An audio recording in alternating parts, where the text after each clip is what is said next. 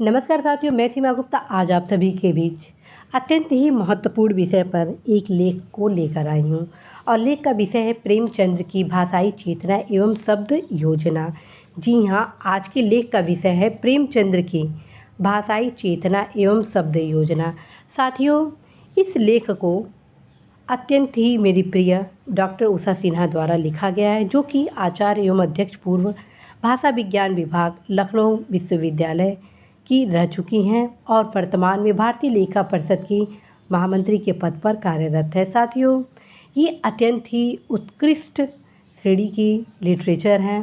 साथ में आप सभी को बताना है कि इनकी जितनी भी लेक्चर होते हैं लेख के संबंध में, विचार व्यक्ति के संबंध में, वो अत्यंत ही बेस्ट होते हैं। और उनके द्वारा लिखे गए इस लेख के माध्यम से मैं आप सभी को यह बताने वाली हूँ कि यदि आप साहित्य से संबंधित किसी साहित्यकार से संबंधित निबंध को लिख रहे हैं तो निबंध को कैसे आप लिखेंगे, और यदि प्रेमचंद जी के संबंध में आप निबंध की तैयारी आप कर रहे हैं तो अवश्य ही इस लेख का आप अध्ययन अच्छे से करें, क्योंकि इसमें प्रेमचंद जी की लगभग वे सभी विशेषताएं, उनकी सारी पहलुओं को इस लेख में शामिल किया गया है, जो कि निबंध के लिए अत्यंत ही उपयोगी है। तो आइए जानते हैं कि डॉक्टर उषा सिन्हा जी द्वारा प्रेमचंद जी की भाषाई चेतना एवं शब्द योजना के संदर्भ में अपने लेख को कैसे लिखा गया है, उनके विचार को कैसे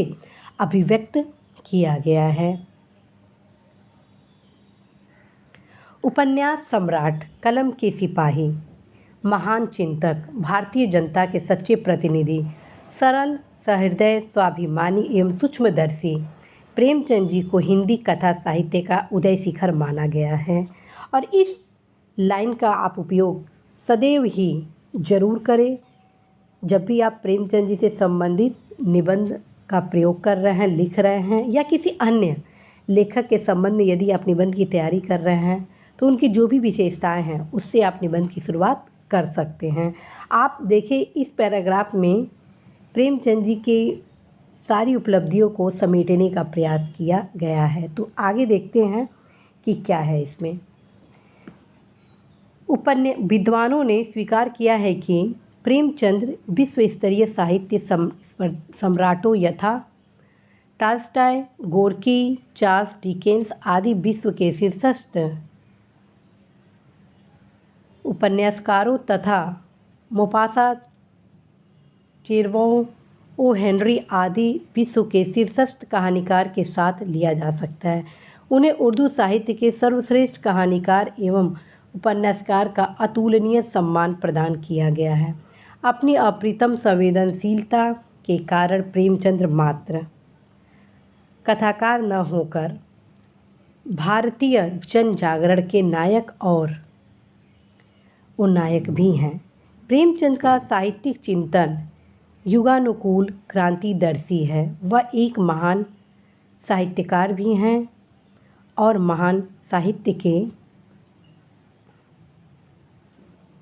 मार्गदर्शक भी। उनका साहित्य और साहित्य संबंधी उनके विचार आज भी जीवन जगत की समस्याओं और रचनात्मक समस्याओं को समझने में सहायक है। जीवन के प्रति गहरी संवेदना, समस्याओं के प्रति एक जागरूक चिंतनपरक दृष्टि, राष्ट्रीय प्रश्नों से अनिवार्यतः टकराती हुई एक सहानुभूतिपूर्ण विश्व दृष्टि प्रेमचंद के लेखक व्यक्तित्व की विशेषताएं हैं। रचना की जीवंतता रचनाकार को जीवित रखती है। बनारसी दास चतुर्वेदी ने लिखा है, प्रेमचंद्र जी का कृतित्व और उनका शुभ नाम संपूर्ण राष्ट्र की संपत्ति है। उनकी कीर्ति रक्षा करना हमारा कर्तव्य है। तो साथियों, आप देख रहे हैं कि जब आप किसी भी साहित्यकार लेखक के संबंध में निबंध लिख रहे हैं तो उनके द्वारा प्रयोग किए गए कोटेशन, साथ में उनके लिए कौन कौन से ऐसे महत्वपूर्ण कोटेशन है जिसका प्रयोग आप निबंध में कर सकते हैं, उसका अवश्य आप प्रयोग करना सीखें कि किस प्रकार से प्रयोग किया गया है।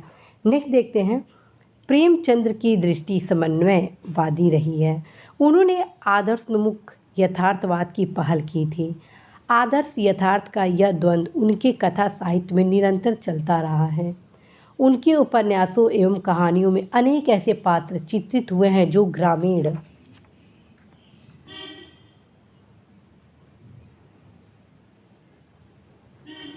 व्यवस्था का यथार्थ भी प्रस्तुत करते हैं और उसका आदर्शवादी समाधान भी। वस्तुतः आदर्श और यथार्थ का समन्वय ही प्रेमचंद जी का मिशन रहा है। प्रेमचंद्र ने अपने कृतित्व के माध्यम से गांधी जी के नेतृत्व में संचालित राजनैतिक आंदोलन, शोषित किसान व मजदूर की वेदना, जमींदार व महाजन द्वारा अपनाई गई शोषण की रीतियाँ, रूढ़ि व रीति रिवाज के दबाव में जीवित गरीब जनता की दशा, नारी की दुर्बलता व उसके कष्टमय जीवन को चित्रित करके अपूर्व सफलता प्राप्त की है। तो साथियों, इसमें आप देखेंगे कि इस लेख में विभिन्न तथ्यों को, जो कि कई युवाओं द्वारा हेडिंग के रूप में प्रयोग किया जाता है, उसे यहाँ पर कॉमा के माध्यम से विश्लेषित किया गया है और यही उत्कृष्ट विश्लेषण की क्षमता है। आप यहाँ देख रहे हैं कि यदि कई ऐसे युवा जो हैं हेडिंग पर बहुत ही जोर देते हैं, यदि उनको ये फैक्ट लिखना होता तो वो क्या करते? राजनीतिक आंदोलन, शोषित किसान व मजदूर की वेदना, जमींदार व महाजन द्वारा अपनाई गई शोषण की रीतियाँ, रूढ़ि व रीति रिवाज के दबाव में जीवित गरीब जनता की दशा, नारी की दुर्बलता व उसके कष्टमय जीवन को चित्रित करके वो इसको हेडिंग के माध्यम से अभिव्यक्त करते हैं, जिससे ज़्यादा से ज़्यादा पैराग्राफ और शब्द का प्रयोग होता है। जबकि यहाँ पर कॉमा के माध्यम से ज़्यादा अभिव्यक्ति क्षमता को व्यक्त किया गया है। तो आप अवश्य ही विश्लेषण के इस चरण को अपने निबंध के प्रक्रिया में अपनाएं साथियों, ताकि आप सभी अवश्य ही बेहतर से बेहतर निबंध लिखने की क्षमता डेवलप कर पाए। तो आगे देखते हैं। ग्राम्य जीवन के कुशल चितैर मानवतावाद के समर्थक प्रेमचंद हिंदी कथा साहित्य में नई चेतना लाने वाले लेखक हैं। उनके आदर्श युक्त यथार्थवाद की अवधारणा में उनके रचनाकार और पत्रकार दोनों ही रूपों का समन्वय दृष्टिगत होता है। हिंदी साहित्य में यथार्थवादी और प्रगतिशील लेखन की अवधारणा विकसित करने में प्रेमचंद के कथा साहित्य का सर्वाधिक योगदान है। उनका विश्वास था, लेखक या तो देखा हुआ लिखता है या तो लिख रहा है, उसे कमी अवश्य दिखेगा। ठीक, नेक्स्ट पैराग्राफ में आप देखें। प्रेमचंद मानवता के साथ साथ साहित्य के भी श्रेष्ठतम आदर्शों की रक्षा में विश्वास रखते थे और दोनों को एक दूसरे के लिए जरूरी मानते थे। उनकी स्पष्ट मान्यता थी, हमारी कसौटी पर वही साहित्य खरा उतरेगा जिसमें उच्च चिंतन हो, स्वाधीनता का भाव हो, सौंदर्य का सार हो, सृजन की आत्मा हो, जीवन की सच्चाइयों का प्रकाश हो, जो हमें रीति, संघर्ष और बेचैनी पैदा करे, सुलाए नहीं, क्योंकि अब और ज़्यादा सोना मृत्यु का लक्षण है। प्रेमचंद का साहित्य दर्शन पूर्णतः व्यवहारिक एवं सुधारमूलक है और चेतना के धरातल पर स्थित है। उन्होंने उद्घोष किया, साहित्यकार को सतत प्रगतिशील होना चाहिए। उसका लक्ष्य केवल महफिल सजाना और मनोरंजन का सामान जुटाना नहीं है, वह देशभक्ति और राजनीति के पीछे चलने वाले सच्चाई भी नहीं, बल्कि उनके आगे मसाल दिखाती हुई चलने वाली सच्चाई है।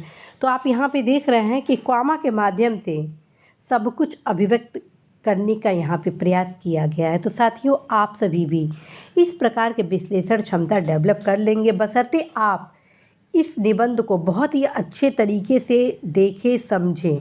और जिस भी लेखक के संबंध में आप निबंध की तैयारी कर रहे हैं, जैसे कई आप में से युवा साथी हैं जो कि हिंदी के स्टूडेंट हैं और वो ये चाहते हैं कि वो एक लेखक के बारे में भी निबंध की तैयारी करें, तो उसके संबंध में आज आप सभी के बीच ये सारी प्रक्रियाएं बताई जा रही हैं कि यदि आप साहित्यकार लेखक के संबंध में निबंध की तैयारी कर रहे हैं तो इस प्रकार से आप तैयारी कर सकते हैं।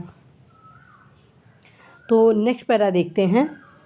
प्रेमचंद ने हमें भारतीय परंपरा के श्रेष्ठ अवदानों से जोड़ने का काम किया है। वे स्वदेशी के भक्त थे,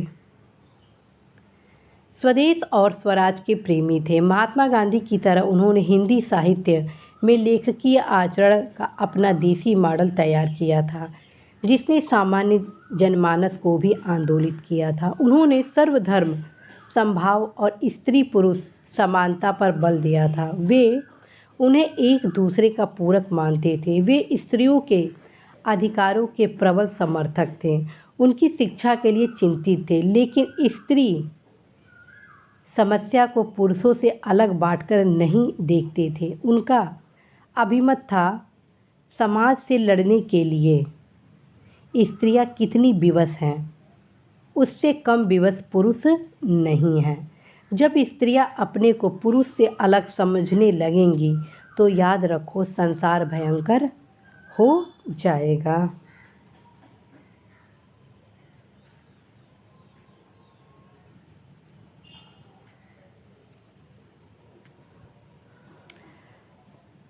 प्रेमचंद जी नैतिकता और मानवीयता के सच्चे दृष्टा थे। उन्होंने मनुष्य के साथ जीव जंतुओं को भी अपनी रचनाओं में महत्व दिया।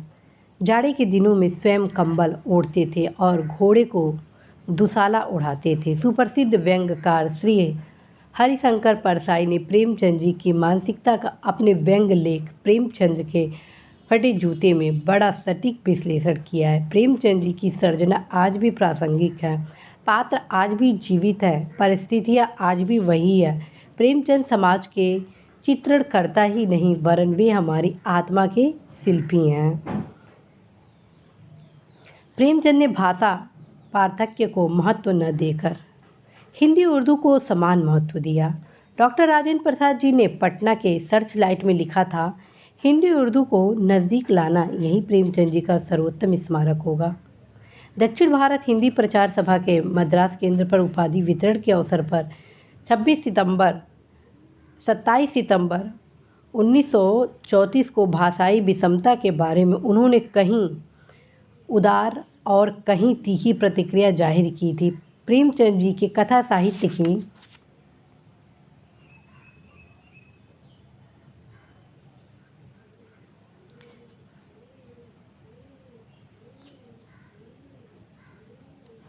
प्रारंभिक भाषा उर्दू थी। उन्होंने कुछ उर्दू कहानियों का हिंदी में रूपांतरण भी किया था। बाद में हिंदी में ही लेखन कार्य किया। यद्यपि भारतेंदु प्रताप, नारायण मिश्र, बाल मुकुंद गुप्त, सुदर्शन अस्त आदि अनेक साहित्यकारों ने हिंदी उर्दू दोनों में लिखा, किंतु प्रभावी सफलता केवल प्रेमचंद जी को प्राप्त हो सकी।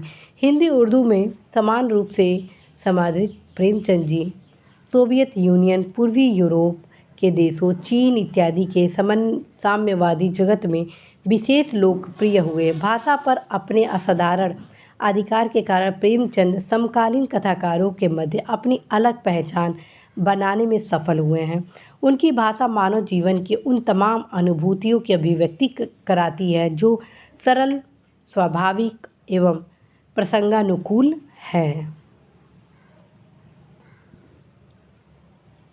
नई दिल्ली में विश्व शांति परिषद के सहयोग से आयोजित त्रिदिवसीय अंतर्राष्ट्रीय सम्मेलन के अवसर पर डॉक्टर हरिवंश राय बच्चन ने प्रेमचंद जी की सरल जनभाषा को अपनाए जाने पर जोर देते हुए कहा था कि आज नए लेखकों के सर्वप्रथम जन और जनभाषा से जुड़ना चाहिए, तभी वे सृजनात्मक साहित्य की रचना कर सकेंगे।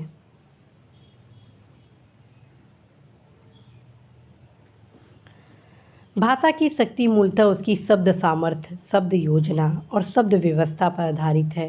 शब्द ही जीवन संबंधी नए विचार, नए भाव, नए अनुभव, नए मूल्य प्रस्तुत कर भाषा को समृद्ध बनाते हैं। शब्द ब्रह्म है, शब्द शक्ति है, शब्द जीवनदायक अमृत है और विश्व की समस्त भाषाओं का आधार है। किसी भी रचना का मूल एवं सर्वाधिक प्रभावी तत्व शब्द होता है। शब्द भाषा की ऐसी समन्वयात्मक इकाई है जिसमें भाषा के दोनों अनिवार्य तत्व वाक्य एवं अर्थ का सम्मिश्रण होता है। लेखन पद्धति की सुदीर्घ परंपरा में शब्द को एक आधारभूत इकाई के रूप में महत्व प्रदान किया जाता है। शब्दों के प्रयोग द्वारा रचनाकार अपने भाव एवं विचारों की अभिव्यक्ति को स्पष्ट, प्रभावी और सशक्त बनाता है।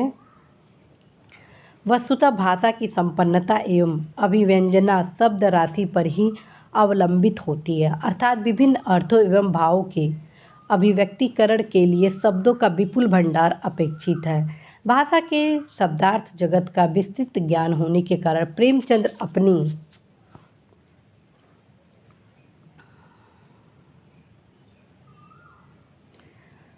रचनाओं में भाव और विचार की प्रबल, प्रभावी एवं सशक्त अभिव्यक्ति करने में सफल रहे हैं। भाषा के धनी प्रेमचंद जी के उपन्यासों, कहानियों में प्रयुक्त भाषा विषय भेद, पात्र भेद, प्रसंग भेद और प्रयोजन भेद से बहुआयामी, बहुस्तरीय एवं बहुसंदर्भीय समाज से जुड़ी है। बोलचाल की व्यवहारिक भाषा के प्रयोग के साथ ही उपयुक्त शब्द चयन के माध्यम से सूक्ष्मातिसूक्ष्म भाव को मूर्त किया है।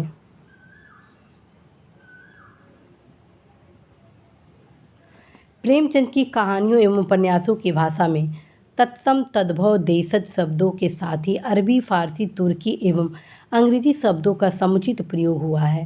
सुप्रसिद्ध भाषाविद डॉक्टर भोलानाथ तिवारी ने शैली तत्व, सिद्धांत एवं व्यवहार पुस्तक में प्रेमचंद जी की शैली शीर्षक के अंतर्गत लिखा है, प्रेमचंद द्वारा प्रयुक्त शब्दावली हिंदी के अन्य कथाकारों से प्रायः काफ़ी अलग है, इसलिए उनकी भाषा के तेवर भी अलग है। प्रेमचंद जी के कथा साहित्य में संस्कृत के तत्सम शब्दों का प्रयोग विशेषतः परिवेश, प्रसंग एवं पात्रगत विशेषताओं को ध्यान में रखते हुए किया गया है। सुशिक्षित सभ्य समाज के पात्रों के मुख से तत्सम शब्दों का प्रचुर प्रयोग द्रष्टव्य है, यथा अनिमेष, कल्पित, अभिवादन, पराकाष्ठा, प्रतिष्ठा, मर्यादा, उत्कंठा, विसर्जित, अभूतपूर्व, आह्लाद, उत्सव, संवेदना, क्रंदन, असंभव, अविश्वास, कृतज्ञतापूर्ण, अवकाश, अपराध, साम्यवाद, सर्वोपरि सद्भावनापूर्ण आदि संस्कृत के संदिग्ध एवं समासिक शब्दों के उदाहरण भी प्राप्त होते हैं, यथा न्यायालय, हृदयंगम, मृगांक, चंद्रोदय, धर्मोत्साह, महौषधि, पुण्यात्मा, प्रेमांक्षा, युवावस्था, देशानुराग, मनोवेग, गुणानुवाद, मानापमान, समयानुकूलता, पुनर्जीवित, समयोचित, पुस्तकावलोकन, आत्मोन्नति, मनुष्योचित, पदोचित, शयनागार, विचार स्वातंत्र्य, गृह कलह, विचार शक्ति, कार्य दक्षता,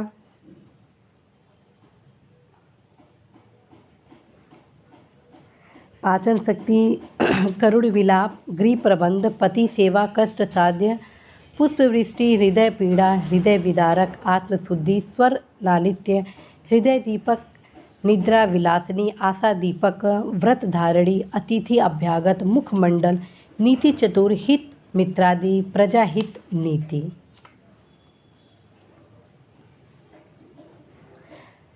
आप यहाँ पे देख रहे हैं कि हर चीज़ इसमें समायोजित किया गया है, और चूँकि इस लेख में शब्द सीमा का कोई लिमिटेशन नहीं है, जिसके कारण ज़्यादा से ज़्यादा शब्दों को भी इसमें समायोजित किया गया है। लेकिन आप सभी को अपने निबंध में शब्दों को ध्यान में रख कर ही सारे फैक्ट और विश्लेषण को देना है। तो स्टार्ट करते हैं।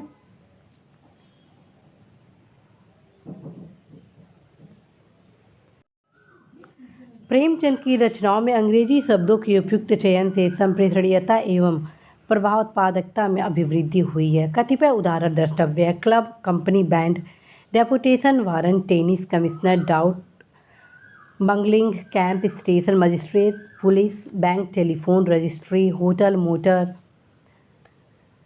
Failure, institute, director, balance sheet, double march, managing director, national bank, private secretary, share रेक्टरों, हेड क्लर्क आदि समासिक शब्दों का प्रयोग भी मिलता है। विदेशी शब्दावली के प्रयोगाधिक्य का प्रमुख कारण हिंदी भाषी प्रदेश पर मुस्लिम एवं अंग्रेजों के सुदीर्घ शासन के फलस्वरूप पारस्परिक सामाजिक एवं भाषिक संपर्क के परिणामस्वरूप हिंदी में प्रभाव ग्रहण है।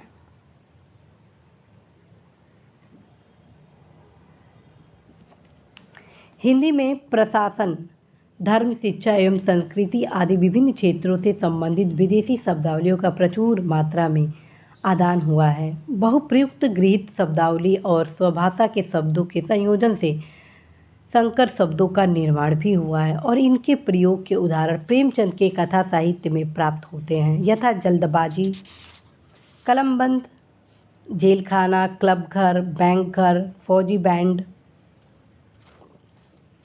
लाल फीता, दौलत वालों, दवा दर्पण, अछूत उद्धार, सिर पीड़ा, बनाव श्रृंगार, कल्पित ब्यौरा, पार्सल वाला।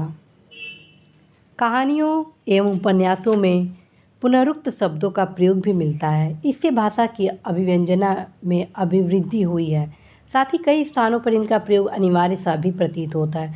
कतिपय उदाहरण द्रष्टव्य है। सनय सनय, भांति भांति, तनिक तनिक, अपनी अपनी, बार बार, जरा जरा, साथ साथ, अलग अलग, बड़े बड़े, चूर चूर, घूम घूम, थर थर, बसते बसते, ज्यो ज्यो, आधे आधे, घटते घटते, दो दो, चार चार, पाँच पाँच आदि ऐसे युग्म शब्दों का भी प्रयोग हुआ है जिनमें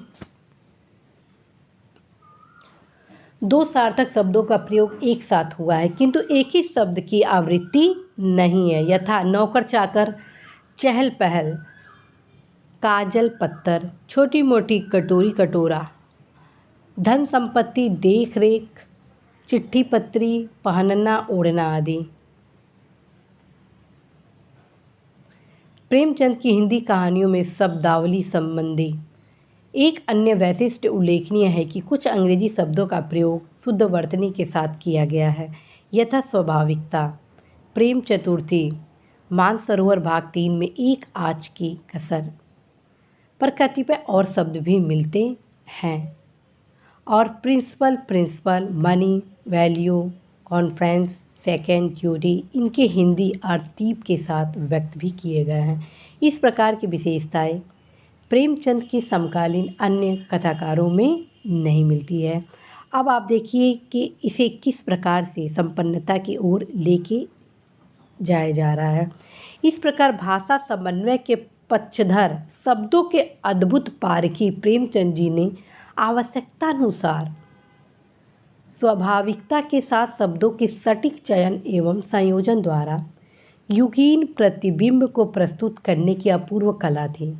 शब्दों के माध्यम से उन्होंने भाषा और कथ्य के सुंदर समन्वय द्वारा भाषा को एक नया कलेवर प्रदान किया, जिसमें सरलता, बोधगम्यता, प्रभाव, संप्रेषणीयता एवं रोचकता का विशेष गुण है।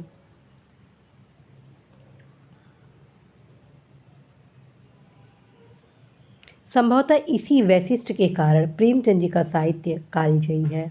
उनकी संपूर्ण कृतित्व के प्रति पाठकों की रुचि अधावधि अछूड़ है। सुप्रसिद्ध भाषाविद प्रोफेसर रविन्द्रनाथ श्रीवास्तव का यह कथन उद्धरणीय है। हर सच्ची कृति कालजयी बनकर एक संभावना के रूप में हमारी भी जिंदा बनी रहती है। एक सच्ची रचना अपनी प्रकृति में स्थायी होने के साथ साथ नित्य नूतन होने का दावा भी करती है। बार बार पढ़ी जाने पर भी चूकती नहीं और संभवतः यही कारण है कि किसी सच्ची साहित्यिक कृति की कोई अंतिम व्याख्या नहीं हुआ करती। तो साथियों, आज आप सभी के बीच मेरे द्वारा प्रोफेसर उषा सिन्हा जी के एक ऐसा लेख आप सभी के बीच लाया गया जिसको यदि आप बहुत ही अच्छे से अध्ययन करते हैं तो निश्चित रूप से साथियों आप साहित्य से संबंधित जो निबंध से की तैयारी कर रहे हैं उसमें आपको काफ़ी सहयोग मिलने वाला है। तो आप अवश्य ही साथियों इस निबंध को बहुत ही अच्छे से पढ़ें। आप सभी की सुविधा के दृष्टिगत आप सभी के लिए स्क्रीन शॉट लेने के लिए मैं आप सभी को कुछ सुविधाएं उपलब्ध करा रही हूँ।